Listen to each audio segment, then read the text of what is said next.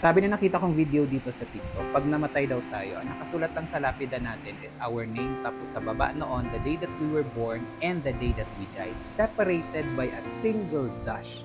Yun lang. Hindi nakasulat sa lapida lahat ng achievements mo, lahat ng frustrations mo, lahat ng proudest moment mo, loneliest moment, saddest moment. Hindi nakasulat doon yung personal growth mo, yung career mo, relationship mo, how you survive everything. Sabi doon, there's no point of not doing what you love now. Kung ano man yung gusto mong gawin ngayon sa buhay mo, gawin mo na. 50, 100 years after your long done here dito sa mundo, wala na makakaalala ng mga pinagagawa mo sa buhay. Gawin mo na siya ngayon. Do it now kung ano man yung gusto mong gawin habang buhay ka pa. Sandaling sabihin no, na gawin mo na yung kung ano man yung gusto mong gawin. Alam ko mahirap gawin yun. Especially maraming naka-tied up na situation. But kailan mo siya gagawin? Mag-aantay ka pa na mag-align na muna lahat bago mo siya gawin? Paano kung gawin mo na muna yung gusto mong gawin para mag-align lahat?